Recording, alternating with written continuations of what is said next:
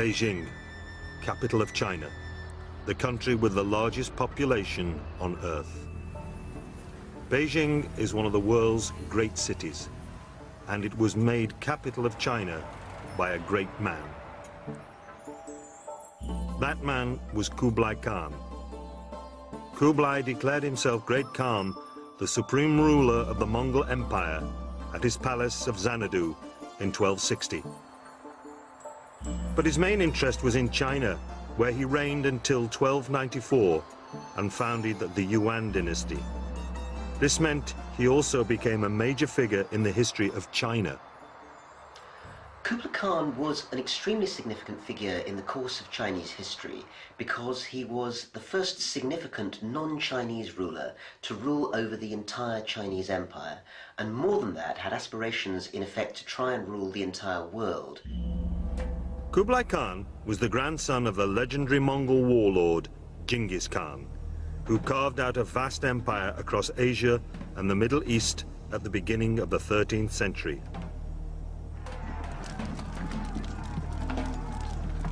Like his grandfather, Kublai crushed his enemies with brute force. Yet he ruled his own lands peacefully, setting up governments, creating systems of taxation, and promoting culture and commerce.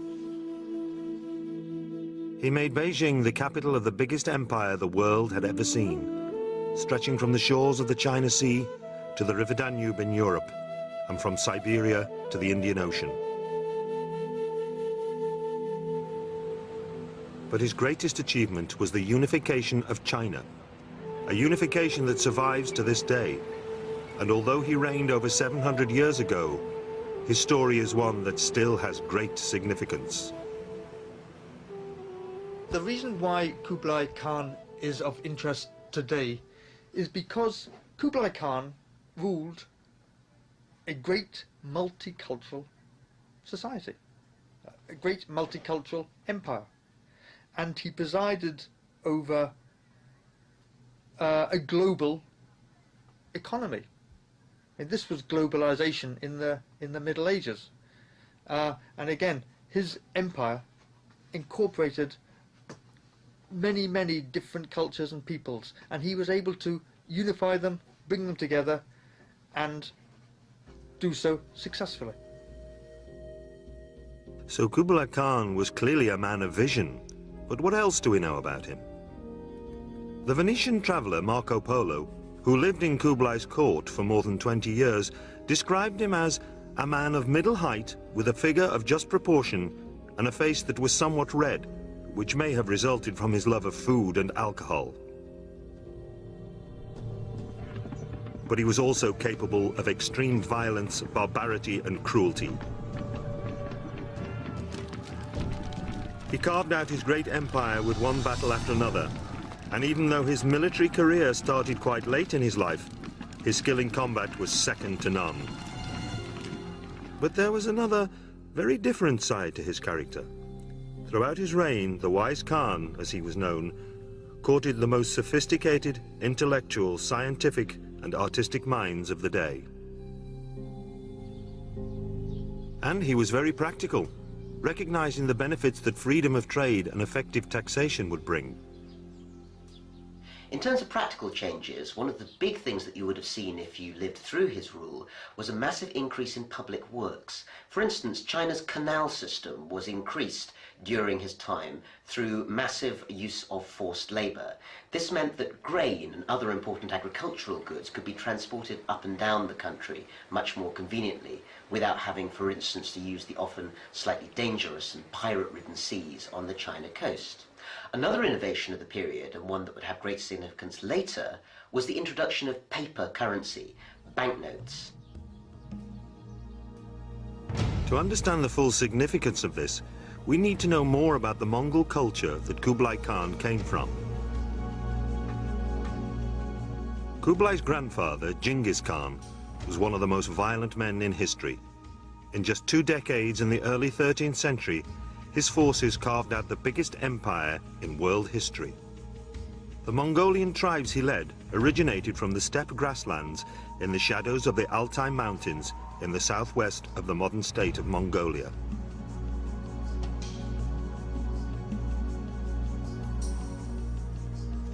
The Mongols were a nomadic race. They had no towns. Instead, they lived in magnificent tented settlements. It was a harsh existence, and it produced a race of men and women who were extremely tough. In 1206, Genghis Khan was proclaimed universal ruler of these people of the steppes, and he set about organizing his military resources. In a great flurry of violence, Genghis Khan's campaigns extended from the Black Sea to Korea. Their brutality was legendary. If you resisted the Mongols, you were in deep trouble, because once they had laid siege to your town and taken it, you might find that, for instance, every man would have his head cut off. There were famous tales, semi-mythical perhaps, but still very indicative of piles of heads like cannonballs being found in conquered cities. Or they might exercise arbitrary terror, for instance, decide that every man over a certain height in the city was going to be executed, or that everybody in town's ears were going to be cut off and placed in a big pile. And it was well known also that by surrendering you could avoid these sorts of horrors. Therefore, the Mongols managed through psychological terror and rumours of how brutal they were, often to force cities to surrender without even fighting, because they were afraid of the alternative if they actually tried to resist. But as the Mongol Empire spread across Asia, there was one major obstacle they couldn't overcome. The Sung Empire of southern China had over 50 million people and vast resources. For years, the Mongols tried to conquer this giant of the south, but were unsuccessful. It was going to take a warrior of very special abilities to overcome the resistance of the Sung dynasty that ruled southern China. This man was Kublai Khan, but it was to be many years before he was to get the chance to prove himself. Kublai was born in Mongolia in 1215, when his grandfather Genghis was at the height of his power. His father Tolui was a coarse military man, the youngest of Genghis's 4 sons by his favorite wife. Kublai's childhood and early career were unspectacular. They gave little hint of how influential he was to become. Not just as overlord of all the Mongol dominions, but also as the ruler of his own Chinese empire. His father died from alcoholism when he was 15, but this seems to have had little effect on the young Kublai, because Tolui had been away at war for years at a time, and Kublai had hardly ever seen him. His primary influence was his remarkable mother, Sorkaktani. Women enjoyed a prominent role in Mongol society. Regularly, they would fight alongside their husbands. Others ruled their own territories. Sorkaktani was typical of this strong tradition. As a young woman, she was one of the few people to stand up to Genghis Khan, and Genghis had a high regard for her and for her son Kublai. The great warrior was quick to recognize the child's intelligence. Like most Mongol children, Kublai could ride and shoot by the time he was 3, and he was an accomplished fighter. But his mother also pushed him academically, and Chinese scholars taught him Confucian philosophy, which was based on the principles of harmony in the family, order in the state, and peace in the empire. She is credited with having brought all her children up in this rather enlightened way to realize that there was no use just killing people and enslaving them, taking their things, but if the empire was actually going to become a real empire and not simply just a conquest state, you had to respect the traditions of the people you'd conquered, and you had to preserve, the wealth that was there and not simply destroy it or dissipate it. So he obviously benefited from wise counsel for his mother, and he was educated in Chinese ways as a younger man, and that obviously paid off when he became Khan. By taking the time to educate him and expose him to the peaceful teachings of Confucius, without ever renouncing the violent ways of the Mongols, she encouraged the 2 sides of his nature that was to be the key to his success. The fact that Sorkaktani raised her sons and ruled her lands in such a different way to the male Mongol warlords was to have a huge influence on Kublai. In 1236, at the age of 21, Kublai was granted his own lands by his uncle Ogedei, who had succeeded Genghis on his death in 1227. These lands were in the Hope region of northern China. At first, Kublai ruled his lands from his Mongolian home. He left day-to-day affairs to local officials, just like other Mongol nobles, who had little interest in everyday issues at local level. But in his absence, the already poor farmers were heavily taxed, or they were taken away from their farms to provide labor for state schemes like road building. With his mother's influence, Kublai decided to change things. He instituted reform that was gratefully received in his lands by the peasants of northern China. Roads and bridges were improved, and he did much to improve the quality of life for ordinary people. He was also, in a way that may seem to us rather modern, concerned to make sure that welfare provisions for the destitute and the poor were sufficiently well arranged. This meant that, for instance, areas which had suffered from war or drought or famine were relieved of their tax obligations for a certain amount of time until they could once again afford to actually pay taxes to the central treasury. And instead of paying taxes, quite often they were given either food or monetary subsidies by the central government to make sure that they got themselves back on their feet. So from an early age, Kublai started to show the qualities of an enlightened and progressive ruler. He extended the Mongol postal system, which was the most advanced in the world. This opened up the area to trade and ensured that his messages reached the most remote areas. But back in the Mongol capital Karakorum, the more traditional families distrusted Kublai and his mother. They thought they were selling out and becoming too much like the Chinese merchants who the Mongols had always robbed from in the past. What is clear is that even at this early stage in his career, Kublai was setting the pattern for the way that he was going to rule. One of the most significant things was the fact that he didn't work alone. Instead, he would always consult a wide range of advisors. Quite often when he didn't necessarily understand an idea, whether it was about warfare or about governance, he would show no embarrassment in calling in advisors and actually asking them what he should do. And interestingly, one of the most important influences in his life was his favourite wife, Chabi, who in fact advised him not only on his path to conquest of China before he actually got to be the emperor, but also about good governance while he actually sat on the emperor's throne. Kublai had married Chabi in 1239, and their first son was born a year later. She encouraged men of the arts and science to come to the court to debate with Kublai, and seems to have been a moderating force on him. Kublai relied on Chabi throughout his life for support and guidance. In later years, her personality, practicality and interests would influence the fashions and trends of an empire. But Chabi wasn't his only wife, because Kublai was a Mongol, and this was a culture in which Khans traditionally had 4 wives. Kublai was no exception, and ultimately he had 4 households and a magnificent harem.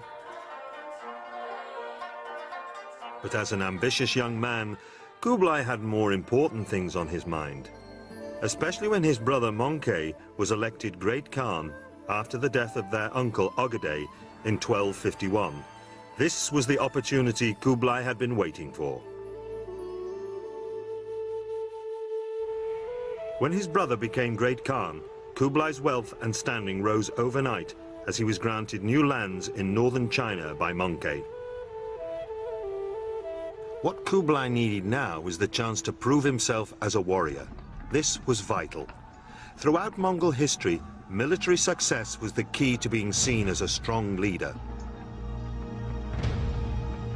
His opportunity came when Mongke decided to finish the campaign his uncles had started against the southern Sung Empire. A direct assault on the Sung was risky and predictable. Instead, Mongke planned a two-pronged pincer attack. Two Mongol armies would descend on the Sung simultaneously from both the north and west. But the plan had a drawback. On the western route, the independent non-Chinese kingdom of Nanchao stood directly in the way. It would have to be dealt with if the Mongols were to succeed against the Song Empire. Kublai was selected to lead the attack on Nanchao and received the order to move in July 1252. Conquering Nanchao meant a direct assault on its fortified capital, Ta-Li. This invasion was no easy task. Massive obstacles had to be overcome. 3 great rivers and the rugged mountain ranges of the Tibetan Plateau lay in Kublai's path. Envoys that Kublai sent ahead to tell the king to submit were beheaded, and the kingdom of Nanchao refused to surrender. After 2 months, Kublai's forces reached the banks of the mighty Yangtze River. The critical moment had come, but there were no bridges. On the opposite bank, the Ta-Li army slept, confident that Kublai's army could not cross the river. But Kublai directed his men to make inflatable bags from sheepskins, and they crossed the river late that night in a surprise attack. The Ta-Li forces were cut down in their thousands by the Mongol cavalry as they attempted to flee back to the capital. Soon the Mongol forces were at the gates of Ta-Li. Everyone inside knew that Mongol tradition was to slaughter the inhabitants of the first city they took on a campaign as an example to the rest of the country. But Kublai was different. He promised that the city would be spared if they surrendered peacefully. Sensibly, Ta-Li opted to do so, and Kublai kept his word.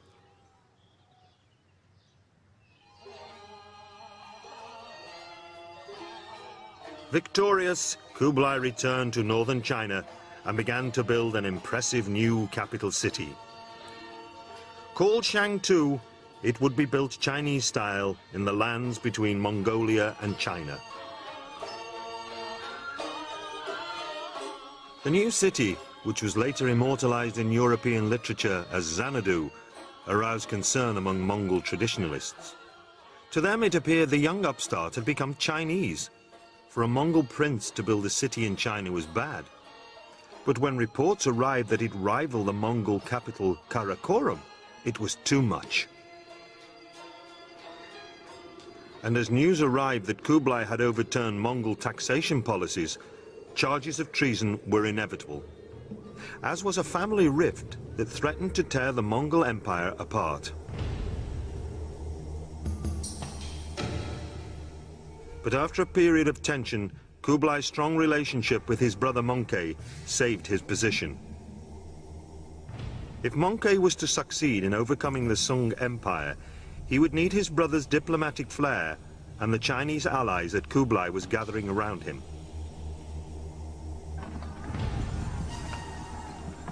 Kublai was given command of one of 4 massive Mongol armies, which left Shangtu in 1258. The Mongol forces made swift progress into central China, but as they reached the banks of the Yangtze River, disaster struck. The south's warm, oppressive climate made it a hotbed for disease. Mongke went down with a serious case of dysentery and died suddenly. The Great Khan left no successor, and the Mongol world came to an abrupt halt. The Sung campaign was abandoned. Karakorum was in a state of crisis. Who would take up the position of Great Khan?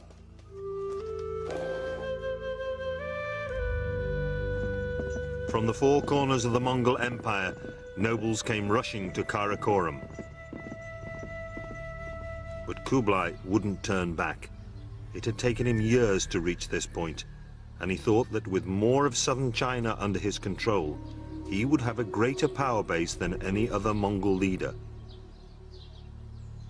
a final conquest of the lands that had eluded his father and grandfather would impress upon the noble families his military prowess and suitability for the position of Great Khan. So Kublai tried to finish the Sung off before he returned north. He continued to fight for 2 months, severing the Sung's main supply line along the Yangtze River. The Sung were in panic.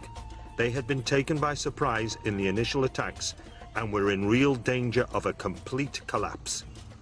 But Kublai couldn't capitalize on his position because back in the Mongol heartland there was turmoil. Kublai's wife begged him to...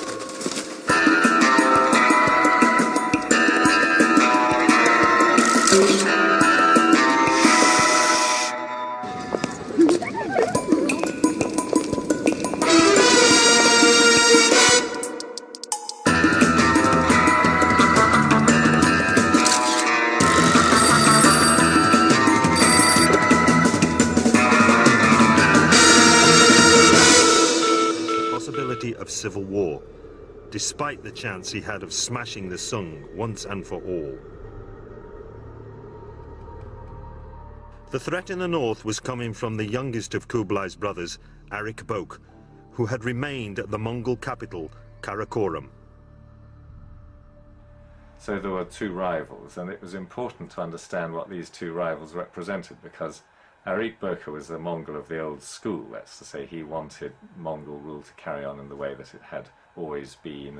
He wanted the Mongols to be based in the steppe, which was their traditional homeland, to carry on a sort of a conquest state, which means that they were conquering, plundering, ruling really as outsiders in a way, just dominating the areas that they conquered. But Kublai represented a rather different approach by now. He'd already been in China some years, and he had the resources of a great sedentary civilization behind him. You know, he was the most important figure in what was then just the province of China, the part of the empire. But many Mongol families didn't like these new ways of Kublai and his love for cities and Chinese culture. They saw in Arik Bok a chance to bring the Mongols back to their roots by opposing Kublai. So a secret council was convened and a rebellion planned. Those who rose up against Kublai included the late Möngke's sons, his widow, and the grandchildren of the former Great Khan, Ögedei. It was a formidable alliance. They declared Arik Bok the next true Great Khan and began to march on Shangtu and Chengtu, the old capital of northern China, both vital cities in Kublai's domain. Kublai's wife, Chabi, and his advisors sent messenger after messenger, impressing on him the danger of Arik becoming Great Khan. Kublai finally had to give in to their pressure and rode north, back over the territory he had fought so hard for. He garrisoned Shangtu and went into discussions with his favored advisors on what to do next. It was a critical moment in his life.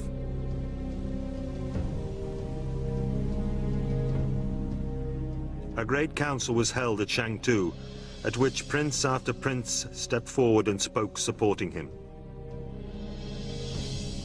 Then his other brother, Heligu, who was in Persia, sent a fast rider carrying the vital news that he would back him. This was the news Kublai had been waiting for. Now he felt that he was better supported than his rival, Arik Bok, and on the 5th of May, 1260, he accepted the position of Great Khan, supreme ruler of the Mongol world. He was 44 years old and had just become the most powerful leader the world had ever seen. But with Arik Bok's supporters still pressing his claims as Great Khan, Kublai realized if he wanted to hold on to this position, he would have to fight his brother. His tactics for the war were simple but effective. Kublai cut off Karakorum's supply lines, leaving Arik Bok to starve. He then advanced on the Mongol capital with the full might of northern China behind him, Harik Boka headed southeast to meet him, and in 1261 the two armies clashed on the Chinese border. Harik Boka's forces were outmanned and outmaneuvered, and it soon became clear to him that they were no match for those of his brother. So he traveled to Shangtu and surrendered. Kublai decided that he would cement rule over northern China by building a new capital called Tartu, or Great Capital. The place he chose was on the site of the Beihai Park in modern-day Beijing. Work began in 1266, and it was to take 30,000 men 5 years to complete it. But while it was being built, Kublai's territorial expansion continued. By now he controlled the Mongolian heartland, and with northern China under his belt, he set his sights on the prize that had eluded the great Khans for generations, to conquer the Sung and unite China under a Mongol flag. But Kublai was a diplomat as well as a great warrior, and at first he tried wooing the Sung with promises of self-rule and prosperity under Mongol leadership. But his appeals fell on deaf ears. The Sung had no intention of submitting to a barbarian.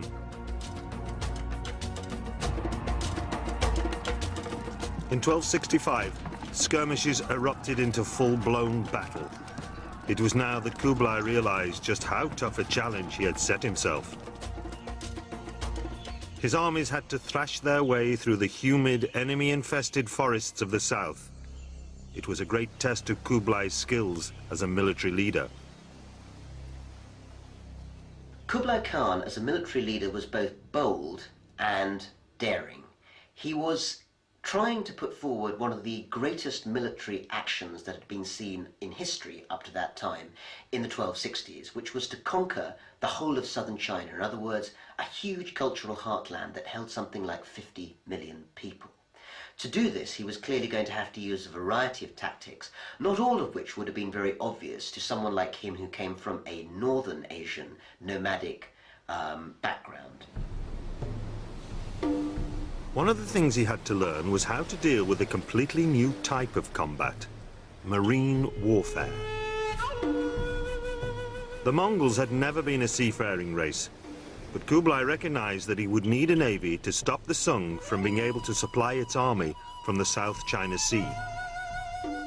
Kublai's forces captured 150 Sung boats in a raid on the coastal town of Tiaoyushan.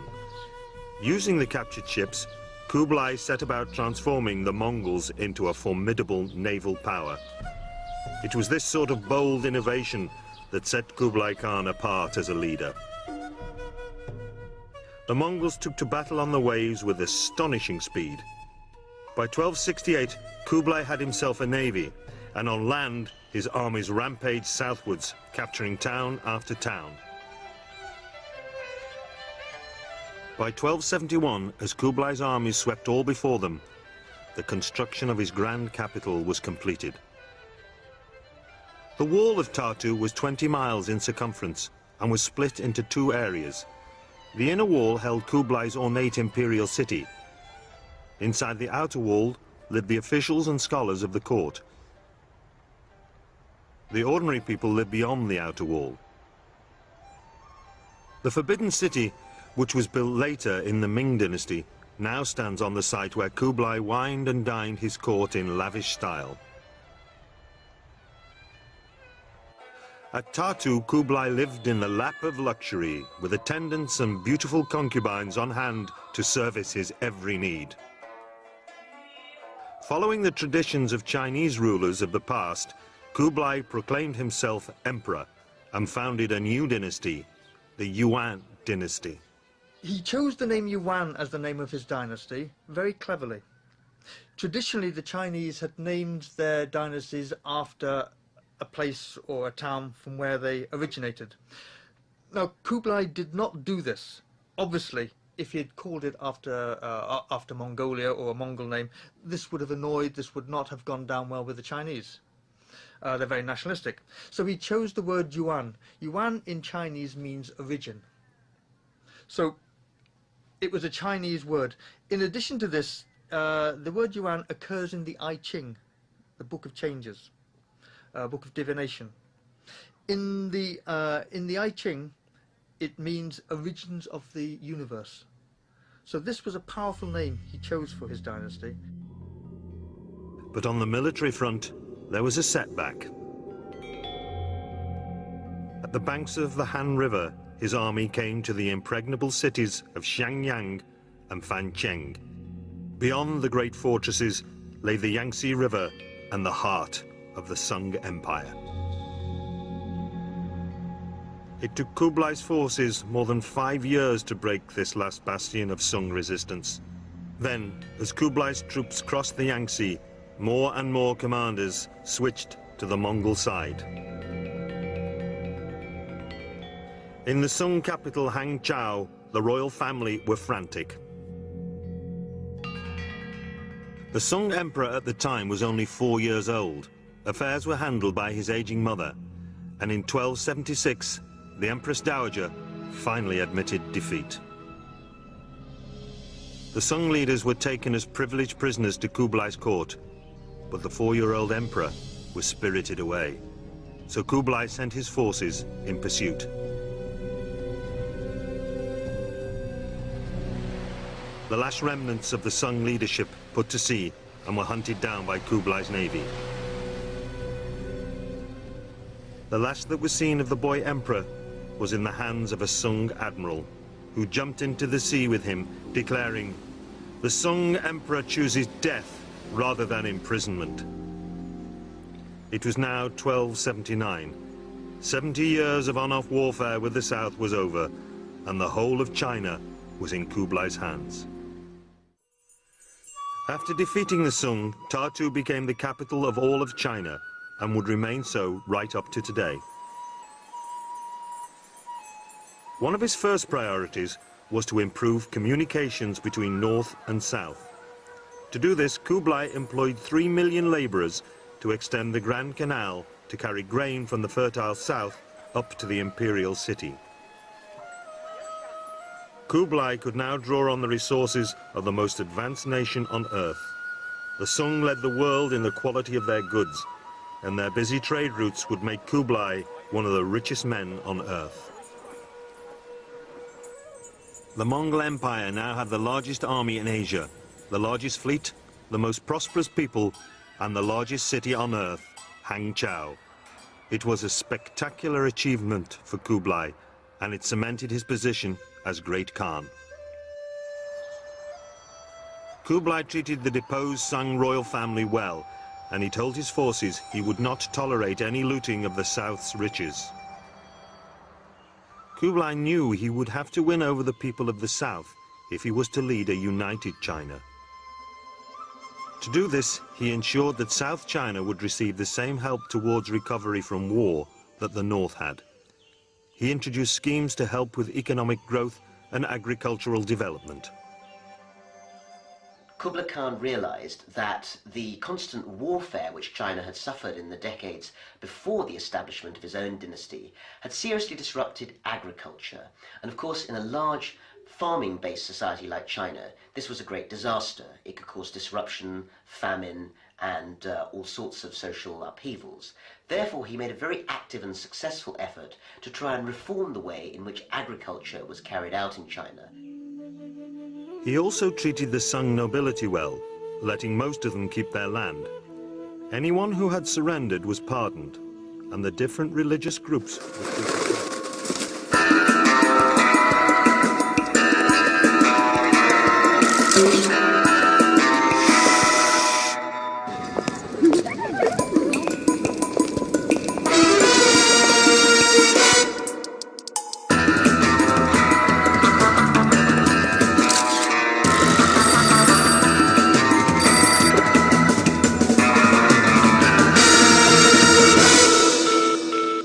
In religious affairs, he was tolerant of different beliefs all through his reign. Buddhists, Taoists, and Muslims all had a place in his kingdom. He employed many Muslims in his court, and Muslims considered him sympathetic towards them. the same can be true of Buddhists. The Buddhists liked him, and the Buddhists considered him one of their own. And the Confucians had great respect for Kublai Khan. Kublai Khan made a point of having Confucians in his administration. Amongst his closest advisors, he had Confucians, and he encouraged the reading of Confucian classics and whatever. So the Confucians were very happy with Kublai Khan as well. So in many ways, he was everything to all men. This was particularly true for merchants. Kublai improved their status and introduced measures to generate trade throughout the land. As a result, they turned his kingdom into a global center for trade and commerce. Traditionally, merchants had been looked down on by the Chinese, especially the Confucians. Under Kublai, their status was raised. They were called otak, and merchants and trade was encouraged.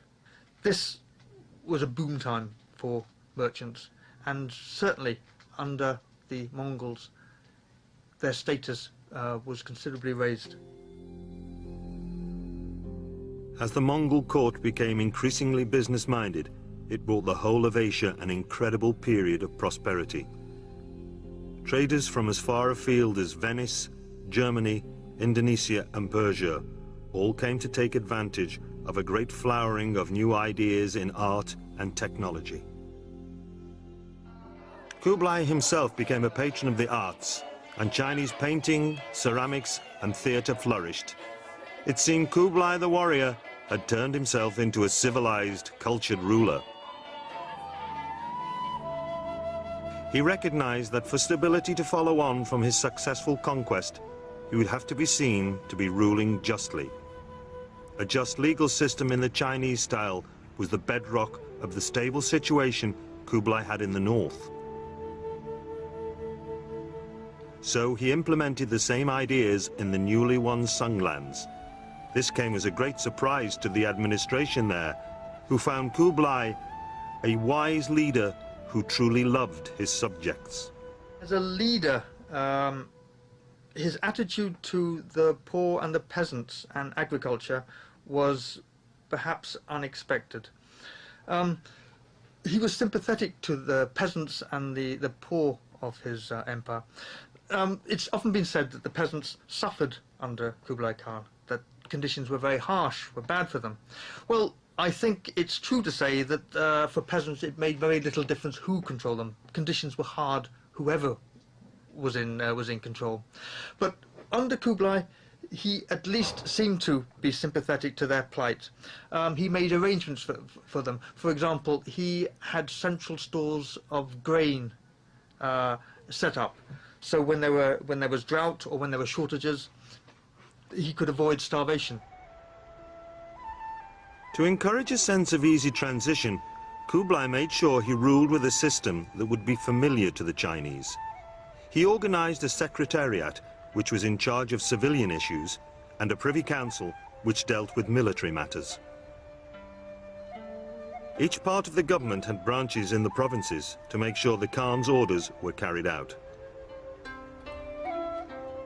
But his implementation of so many Chinese laws and Confucian ideals of peace, order and harmony diluted the Mongol way of life to the point where his grandfather, Genghis, would no longer have recognized it. Kublai Khan is an intriguing figure because he's one of the rare figures in history who managed to, in effect, overcome his background and actually become a very different sort of person. One would expect from his warrior, nomad background that in some ways he would perhaps be someone who was not terribly interested in civilization, in terms of written culture, or in terms of living a more sedentary and in some ways perhaps less active life. But in fact, having conquered China, he gave up a great deal of the nomadic background which had shaped him and instead became in some ways a very typical Confucian-style Chinese ruler. It was an incredible example of political expediency. It made sense to Kublai to rule China as the Chinese did. But there was no doubt where the power lay. The Mongols simply inserted themselves at the top of the social ladder. Next came the Western and Central Asians, followed by the Northern Chinese, and finally, at the bottom of the ladder, the people of the South. Kublai had reinforced a way of life which promoted an agricultural and city-based civilization, and it had been a resounding success. But he was still a Mongol at heart, and he craved new conquests. Most of the kingdoms of Asia paid tribute to Kublai in order to maintain some level of self-control. They knew there was little point in opposing the massive war machine of the Mongols.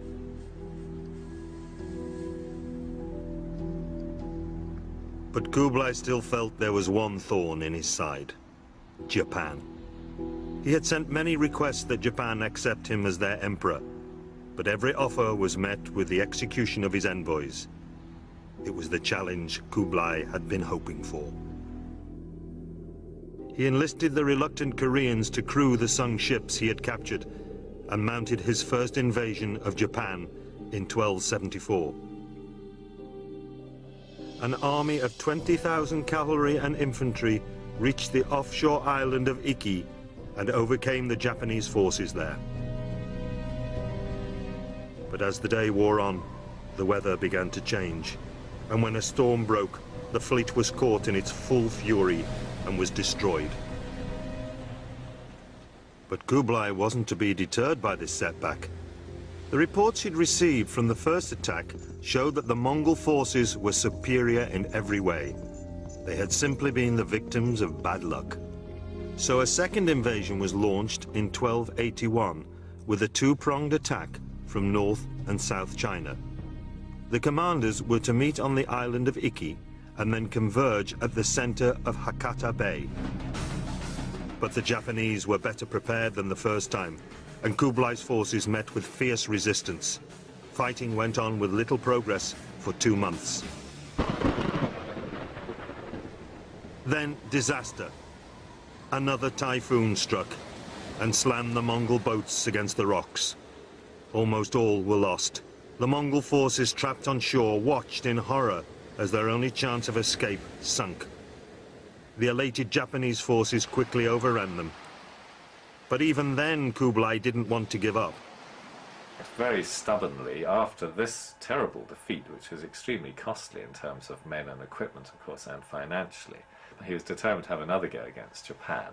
But fortunately, on this occasion, he was just so completely put off it by the advisors and the other military people in the government that it was called off. But I think that shows that maybe his judgment wasn't so good, and it shows that perhaps he was rather anxious to fulfill the ideal image of a great Mongol ruler still, which is very much of the conquering hero, the conquering military chief. And of course they were running out of neighbours to conquer. But after this second defeat and the advice he was given, Kublai decided to abandon his military campaigns, and he began to get more and more involved in the decadent pleasures of court life. On feast days, 6,000 people could be fed in a single sitting at his palace in Tartu. But then, in 1281, tragedy struck. His beloved Chabi died, followed 4 years later by his son and heir, Chenchin. It was more than Kublai could bear. He was grief-stricken and never recovered from his loss. And it's notable, in fact, that his rule began to decline in many ways in the last decade or so of his life after Chabi died, and he became, from reports that we have of the time, somewhat morose, inclined to drink very heavily. He ate too much and became very obese, and in some senses seemed to almost lose interest in being that kind of very fulfilled, very active ruler that he had been when he had that favorite wife at his side. But by this time, he hadn't only lost his wife. The trusted advisors that he had gathered around him long ago had also died of old age. A new generation of Chinese and Muslim advisors were in court and had become corrupted by their power. But Kublai was increasingly preoccupied with pleasure, leaving the bulk of minor decisions to his court. Kublai's final years were spent in isolation. Increasingly, he consoled himself with alcohol and food, and he became fat and ill with gout. By 1294, Kublai had withdrawn from public life and lost his enthusiasm for the celebrations he once adored. The court at Tartu, once a place of merriment and excitement, became gloomy and depressed. In February, when he was in his 80th year, old age and over-excess finally got the better of him. The great Kublai Khan died alone in his palace. Kublai's great hope had been that the lands he won would stay in Mongol hands forever. But this was not to be. Chinese rebels rose up and reclaimed their nation. The once mighty Mongols fled Tartu, and the Ming dynasty was born. The Mongols were assimilated into the new dynasty, and their star began to fade from Asia. But this doesn't detract from Kublai's achievements. To understand the scale of what he accomplished, we have to appreciate where he had come from. He came from a nomadic, warlike people, the Mongols, who had never known a very settled kind of society, and managed to convert himself into the emperor of one of the greatest sedentary civilizations, Chinese civilization, that the world has ever seen. And he did so in a tolerant and cooperative way, rather than through sheer brute force, which is what we might have expected from his own background. From the days of his grandfather, Genghis, Mongol hordes had struck fear and terror into hearts and minds throughout Asia. But Kublai Khan challenged this stereotype. Tempering tyranny with tolerance, his regime brought a more civilized form of rule. This dynamic and forward-thinking leader turned his back on many Mongol traditions and showed that Mongols were more than savages or barbarians. Yet throughout his reign, Kublai never forgot his heritage. He remained a Mongol, and like other Mongol leaders, he embarked upon numerous military campaigns. His conquest of southern Sung China was a stunning victory. It was one that his warlike predecessors had never been able to achieve, and it ensured his status as a great Mongol commander. And the fact that China is still unified today is a direct consequence of Kublai's vision of completing what his forefathers had begun.